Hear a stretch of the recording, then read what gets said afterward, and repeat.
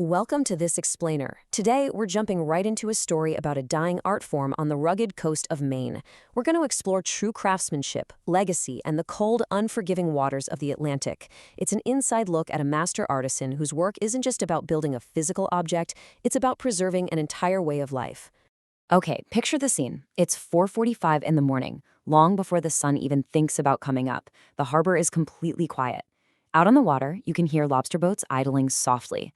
And right there on the shore, standing resiliently against that cold, salty Atlantic wind, is a weathered boat shop. If you were to step inside right now, you'd be hit with this incredible smell, a perfect mix of heavy salt water and the rich, earthy aromas of freshly cut pine and cedar. Section 1. The Last Master Builder. So inside that fragrant workshop is Thomas Sullivan.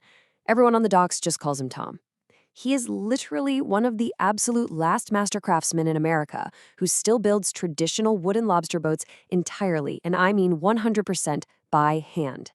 Tom is 84 years old. Just stop and think about that for a second. Think about the physical stamina required to do heavy lifting, manual labor at 84. But every single day, he's in that shop, turning raw timber into seaworthy vessels. His lifelong dedication to this physically demanding craft is honestly nothing short of astonishing. And the sheer scale of his experience, it's staggering. He has spent 65 years shaping these boats. For over 6.5 decades, his hands have crafted the very vessels that carry local fishermen through incredibly rough, unpredictable seas before dawn, making absolutely sure they get back home to their families at sunset. Now, we all know that fast, mass-produced fiberglass boats absolutely dominate the commercial fishing industry today. It's the standard. But Tom, he has a completely different perspective. He firmly believes that a wooden boat has a heartbeat all its own. To him, there is a literal life, a pulse, inside these wooden vessels that synthetic materials simply cannot replicate. He actually has this incredibly poetic way of looking at his craft. When running his hand along a curved wooden keel in his shop, he'll tell you, every boat starts with one straight line and a dream. It's just a beautiful reminder that before it becomes this massive, complex structure taking on the fierce ocean, it's really just a concept, guided into reality by the hands of someone who can see the big picture. Section 2, Shaping Wood and Memory. Let's look at how these boats are actually built by hand, because the physical, sensory reality of this process is wild. The methodology here is deeply sensory. It's almost like watching magic happen. First, steam fills this long wooden box. Inside, thick oak ribs are placed so they can soften under the intense heat.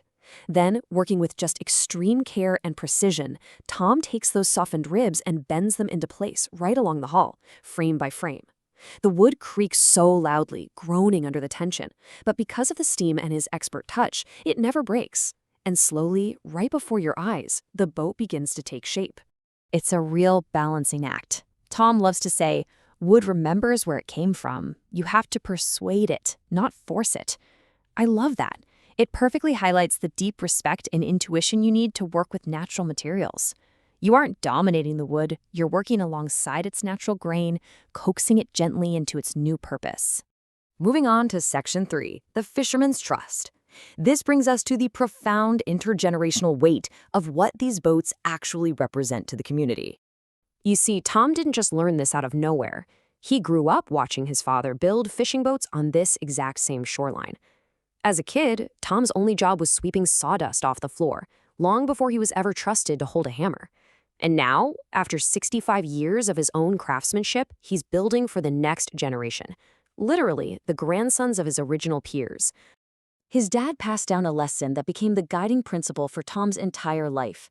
He told him, "A fisherman trusts your work with his life. Never forget that." So Tom's meticulousness, his total obsession with every perfectly fitted plank, it's not just some craftsman's quirk. It is quite literally a matter of survival. Every boat he builds holds human lives in very dangerous waters. We actually saw this profound trust in action with a recent project, a year-long build for a young lobsterman.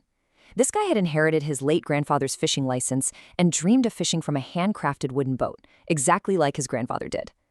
Tom spent nearly a year building this vessel by hand. And on launch day, 3 generations of that family gathered at the dock. As the new boat slid into the harbor, the young fisherman actually wiped away a tear. It just goes to show you that some traditions really do float. Section 4. A legacy passed down. Let's see how Tom is bridging the old world with the new as he reaches the twilight of his career. So Tom recently spent a summer working with a marine engineering student who came on as his apprentice. It's a fascinating dynamic. The apprentice totally understands computer design and modern materials, but Tom is teaching something vastly different.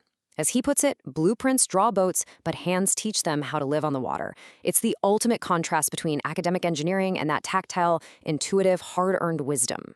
Because you absolutely cannot learn these specific skills from a textbook. Tom spends the summer teaching her unquantifiable things. He teaches her how to literally feel the balance and weight of the vessel. He teaches her the deep, enduring patience you need to build by hand. And, most incredibly, he teaches her how to actually hear the sound of a perfectly fitted plank. These are the hallmarks of a true master passing down a life's work. Knowing his retirement was right around the corner, Tom began work on one final lobster boat.